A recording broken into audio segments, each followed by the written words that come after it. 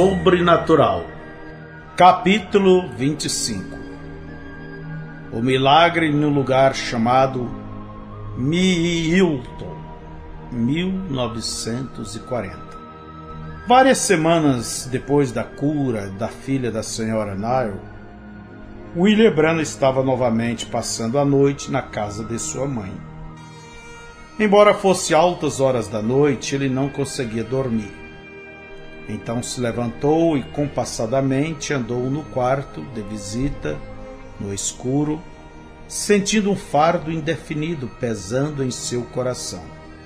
Ele pensou: talvez alguém esteja enfermo em algum lugar e precisa que eu ore. Bill ajoelhou-se ao lado da cama e orou por um longo tempo sem qualquer alívio. Olhando para cima, ele notou uma mancha branca em um canto perto de onde sua mãe tinha algumas roupas dobradas em uma cadeira. Estranho o suficiente, isto pareceu estar crescendo lentamente. Quando a mancha branca moveu-se na direção dele, Bill soube que era o anjo do Senhor. Pareceu como que uma nuvem pequena e luminescente. A névoa branca flutuou até ele e, de repente, se encontrava caminhando em uma selva sombria. Em algum lugar distante, ele ouvia o balido de um cordeiro. Bah! Bah! Parecia tão desamparado. Bill disse: eu vou ver se posso encontrar aquele pobrezinho. Ele se moveu na direção daquele som lamentável, procurando atrás das árvores e sob arbustos por um fardo de lã trêmulo. Enquanto ele se aproximava da fonte, o balido se ouvia mais alto e parecia mudar o passo e tom até que se pareceu quase com um humano. Bill parou e ouviu cuidadosamente. O cordeiro parecia estar balindo: Milton, Milton. Então a visão se desvaneceu. Bill nunca tinha ouvido falar de um lugar chamado Milton. Então, no próximo culto à noite, ele perguntou à congregação se alguém sabia deste paradeiro. George Wright disse: eu sei, irmão Branham, é um pequeno povoado cerca de 22 quilômetros a oeste daqui, não longe de onde eu moro. Eu irei lá no sábado que vem, Bill explicou. Alguém ali está em problema. E contou à sua congregação sobre a visão. Eu te levo lá, George Wright ofereceu-se. Milton provava ser uma comunidade indiana típica rural. O lugar mais movimentado no sábado era um supermercado no centro da cidade, onde todos os fazendeiros iam para fazerem suas compras semanais. Indo pela rua principal, Bill pensou: eu desejo saber o que o Senhor quer de mim. Como não pensou em nada melhor, decidiu que pregaria na esquina do mercado, indo à loja. Ele comprou uma caixa de madeira, virou ao contrário e a pôs na esquina, subiu em cima, tendo a Bíblia em sua mão, pensando em pregar para os transeuntes. Embora tivesse feito tal evangelização de esquina centenas de vezes em Jeffersonville, por alguma razão agora não podia pensar em um tema para pregar. Logo se tornou óbvio que as pessoas não iriam parar e ouvir seu sermão gaguejado e improvisado. George Wright disse: irmão Branham, vou subir a colina para vender alguns ovos. Para um homem que conheço ali em cima, você quer ir comigo? Está bem, eu não estou fazendo nada por aqui. Indo em direção ao topo da colina, eles passaram por uma grande igreja de cor branca. Bill comentou: não é este um agradável edifício? Sim, George respondeu. Você sabe, é uma pena o que há com este lugar. Era uma igreja batista, mas o último pastor ali teve problemas. Toda a congregação saiu e foram a outras igrejas no povoado. e a cidade tem tomado conta do edifício. Irmão Jorge, por que você não para o carro e deixa-me aqui? Estou sentindo algo me puxar em direção àquela igreja. Está bem, irmão Bill, eu te apanho na volta. Depois que o carro saiu, Bill subiu os degraus e tentou abrir a porta. Estava trancada. Ele se sentou nos degraus da frente, juntou as mãos, inclinou a cabeça e orou. Senhor, se tu me queres nesta igreja, por favor, destranque estas portas para mim. Logo um homem veio caminhando e disse, Olá, eu te vi sentado aqui e desejei saber se posso ser de ajuda. Bem, eu sou um pregador, Bill explicou, e eu estava interessado em vir a esta igreja, mas está trancada. O homem disse, eu tenho a chave. Obrigado, senhor. Bill sussurrou. O estranho destrancou as portas da frente, o guiou através de um pequeno salão a um grande santuário que podia acomodar aproximadamente 400 pessoas. A quem pertence o edifício? Bill perguntou. Pertence à cidade, eu apenas cuido dele. Usamos somente para casamentos e funerais. Seria possível ter um avivamento aqui? Você terá que conversar com os oficiais da cidade sobre isto. Quando George Wright retornou, os dois foram procurar o prefeito, que disse, certamente, se você colocar o medidor lá, não há eletricidade no edifício agora. Isto não é problema, disse Bill. Eu trabalho para a Companhia de Serviço Público de Jeffersonville e eu mesmo coloco o medidor ali.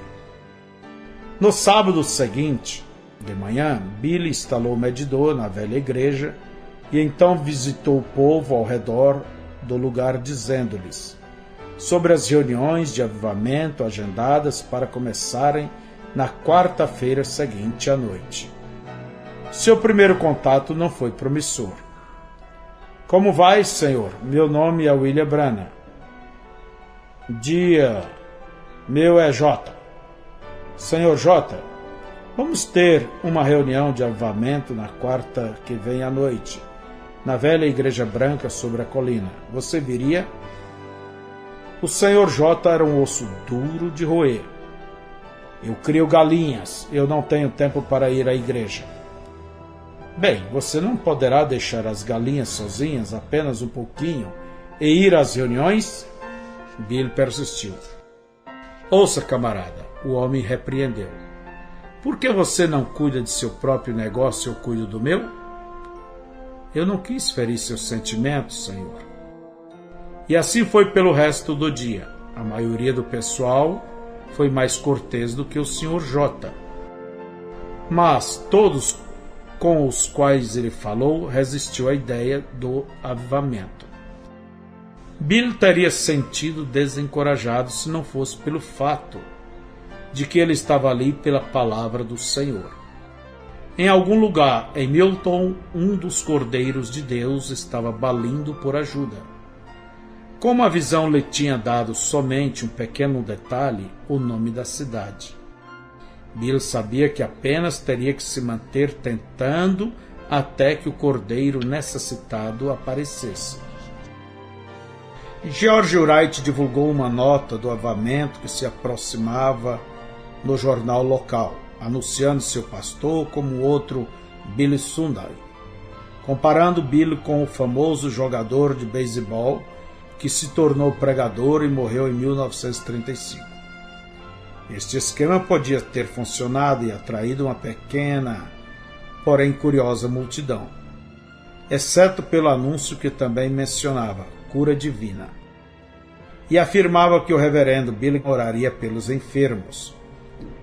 A posição dos conservativos de Milton agiu com frieza a tais ideias radicais. Naquele domingo, os ministros locais advertiram suas congregações para ficarem longe de tais tolices.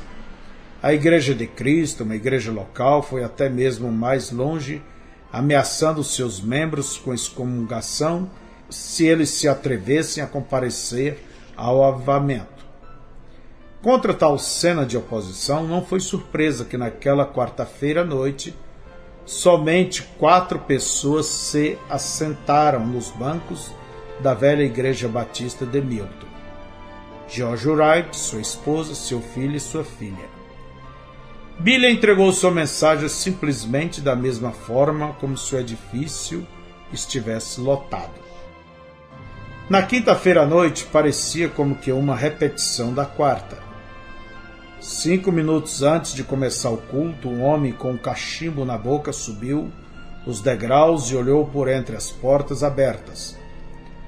Notando este homem ali, George Wright se apressou a convidá-lo a entrar. "Bem, Sr. Hall, é bom ver você." George o saudou. O homem estava descabelado, suas roupas estavam sujas e lhe faltava vários dentes nos lados de sua boca. Ele virou o cachimbo para baixo e bateu de leve contra o lado do edifício, deixando as cinzas caírem sobre os degraus. "Onde está este pequeno Billy Sunday, ao qual vocês estão anunciando? Quero dar uma olhada nele." O Sr. Hall, logo que entrou, se assentou no último banco, enquanto George foi até a frente para advertir seu pastor. Irmão Bill, o companheiro mais forte da região, acabou de entrar pela porta. Seu nome é William Hall. Ele trabalha numa pedreira ali no topo da colina. Ele é um homem verdadeiramente robusto. Bill sentou-se em uma cadeira atrás do púlpito, lendo a Bíblia. Ele guardou seu marcador de páginas no lugar e se levantou. Talvez ele seja aquele que o Senhor está procurando. Enquanto Bill pregava, George Wright foi até onde estava assentado o Sr. Hall e pediu que se aproximasse mais da frente. "Não, obrigado, eu posso cuidar das coisas aqui atrás. Você pode cuidar das coisas lá na frente." Quando Bill terminou seu sermão, o Sr. Hall não tinha somente vindo ao corredor, como também se ajoelhara em frente ao púlpito, clamando a Deus por misericórdia para sua alma. Na sexta-feira à noite, um novo William Hall forçou uma dúzia de seus vizinhos e empregados a irem com ele ao avivamento. No final do culto, Bill ofereceu-se para orar por alguém que estivesse enfermo. Várias pessoas vieram à frente e foram curadas. Depois que o Sr. Hall disse: "Sabe, William Branham, hoje, quando eu estava por aí falando sobre as reuniões e convidando as pessoas, eu descobri que há uma moça por aqui que tem estado perguntando por você.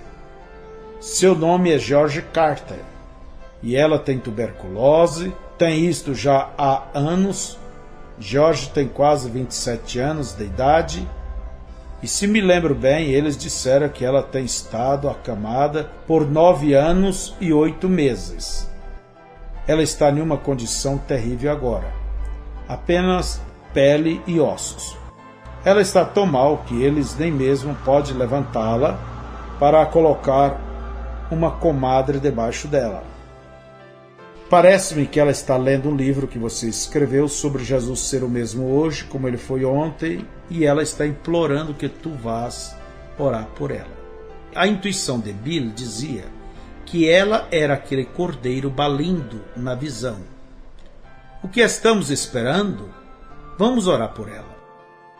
Temo que isto não seja fácil assim.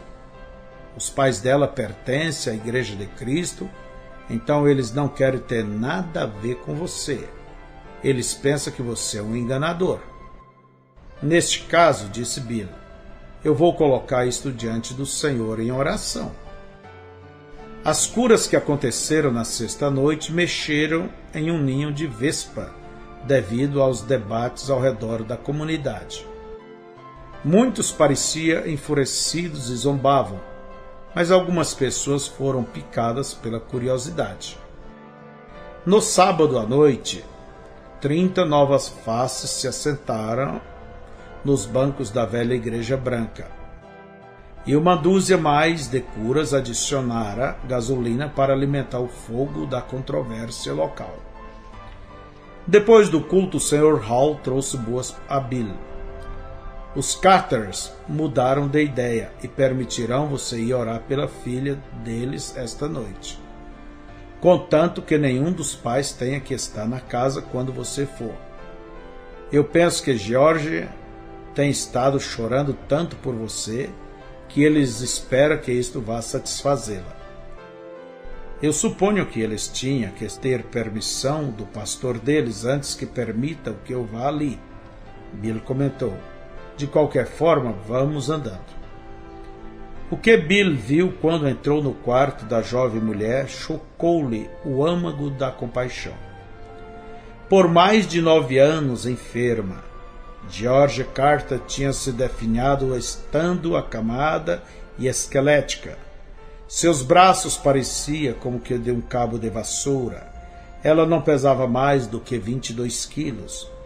Na cama ao lado da cabeça dela tinha uma cópia do pequeno livreto de Bill. Jesus Cristo é o mesmo ontem, hoje e eternamente. Os lábios de George se moviam, mas Bill não podia ouvir o que ela dizia. Ele caminhou para próximo da cama e se inclinou bem próximo dela. Ela sussurrou: Irmão Branham, eu simplesmente criei que você viria e Jesus me permitiria ser curada. Irmã, se ele te curar, você o servirá com todo o seu coração? Ela maneou a cabeça positivamente e repetiu: com todo o meu coração.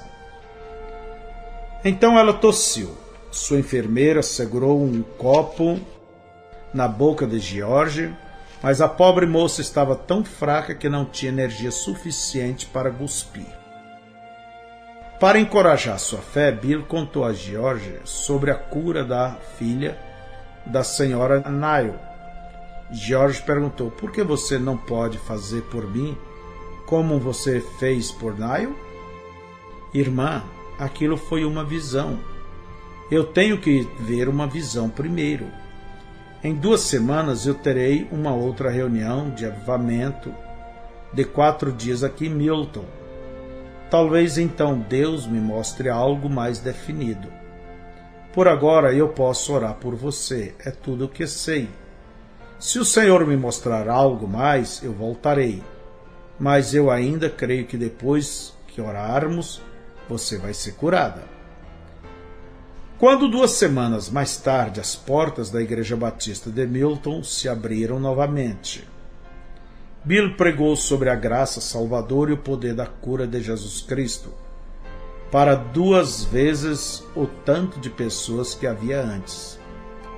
A cada noite via a multidão aumentar e produzir mais conversões, incitando Bill a pôr de lado o culto de sábado à tarde para um culto batismal. Sábado, 1º de junho de 1940, eles se encontraram em Tottenham, no Rio Azul. O que surpreendeu Bill foi que havia muito mais pessoas nas margens do rio do que as que tinham assistido um único culto do avivamento. Quando ele mencionou isto a William Hall, o homem contou-lhe que um dos ministros locais tinha encorajado toda a sua congregação a ir observar. Bill andava nas águas frias e movimentadas até sua cintura e convidava aqueles novos crentes a virem selar seus testemunhos com o batismo. Cerca de 50 pessoas responderam.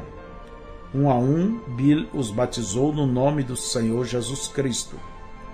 Quando Bill foi batizar a última pessoa da fila, ele orou: Deus, como tu enviaste João para batizar Jesus, assim Jesus nos disse: ide por todo o mundo, pregai o evangelho a toda criatura. Quem crer e for batizado será salvo, mas quem não crer será condenado. E estes sinais seguirão os que crerem. Em meu nome expulsarão os demônios, falarão novas línguas, pegarão nas serpentes, e se beberem alguma coisa mortífera não lhes fará dano algum. E porão as mãos sobre os enfermos e os curarão.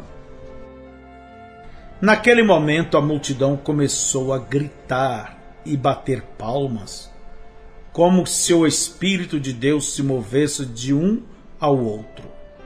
Quase todas as pessoas, embora só com a roupa do corpo, se alinharam para serem batizadas, incluindo o ministro que tinha trazido consigo sua congregação.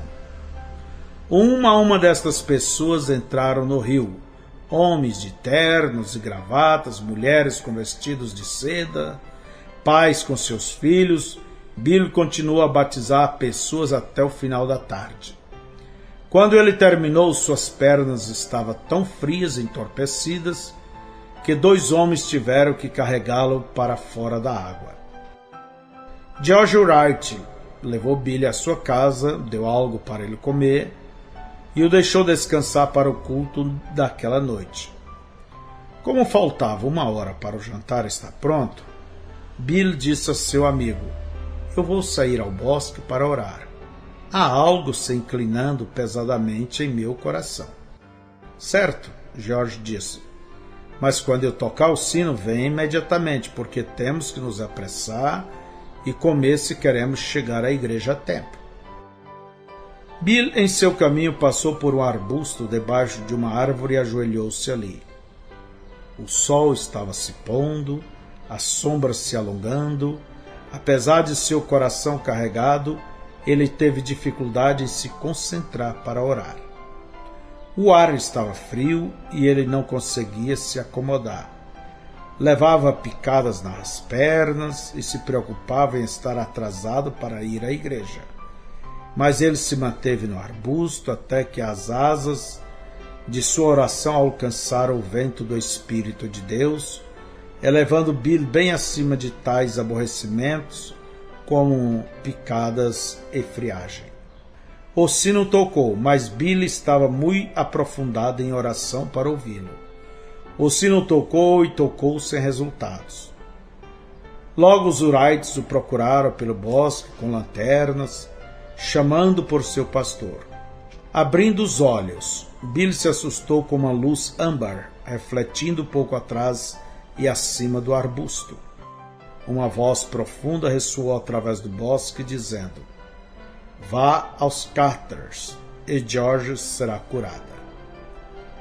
Gritando em gozo, Billy saltou e correu em direção à fazenda dos Wrights. Atravessando o campo, ele correu ao redor da casa, caindo bem nos braços de George Wright. "Irmão Billy, onde você tem estado? Há pessoas por todo o lado da colina procurando por você.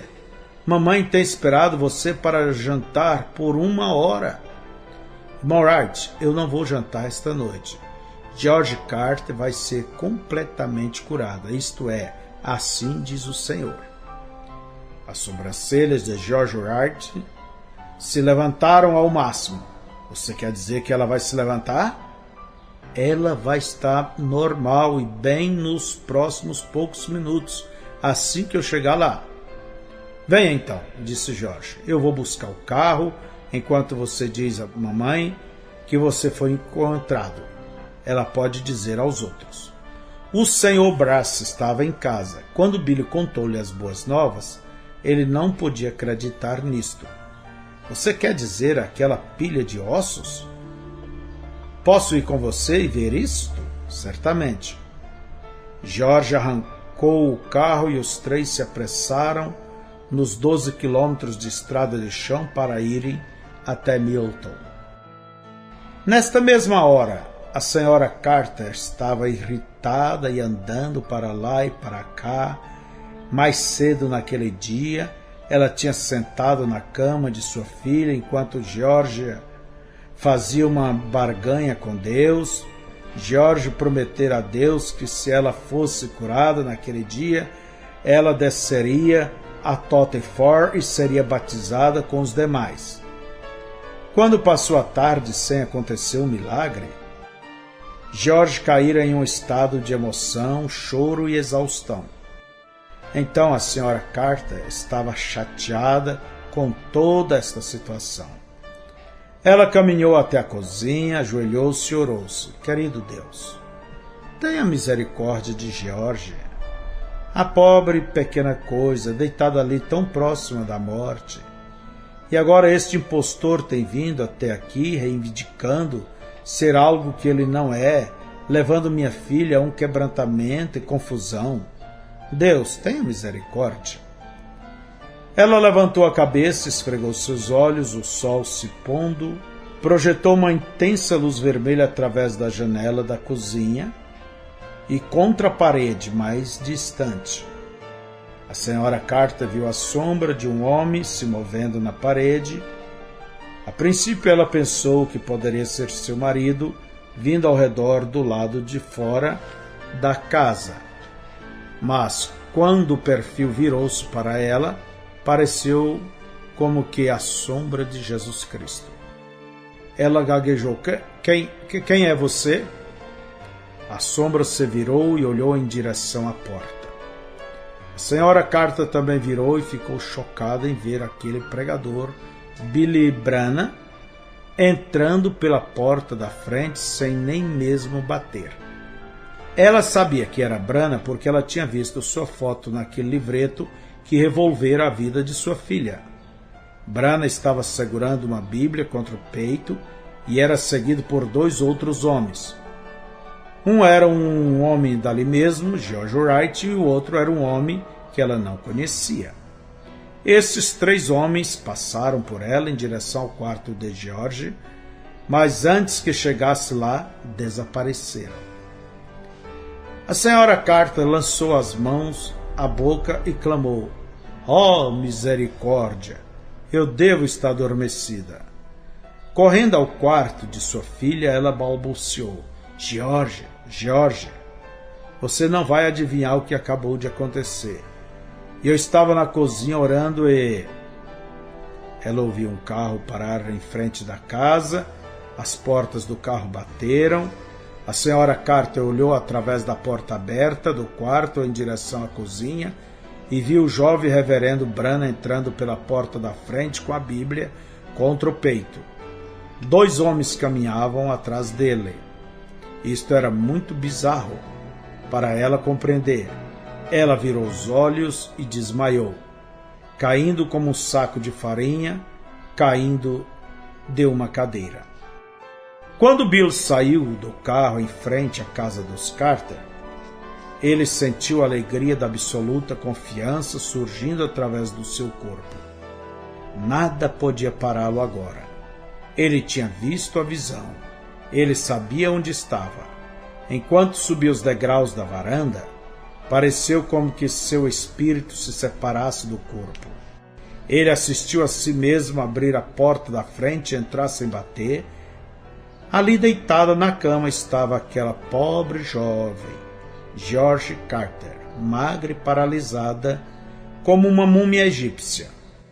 Sua mãe, ajoelhada ao lado da cama, deu uma olhada para ele e saiu. Billy observou ele mesmo caminhar até a cama. Então seu espírito reentrou em seu corpo.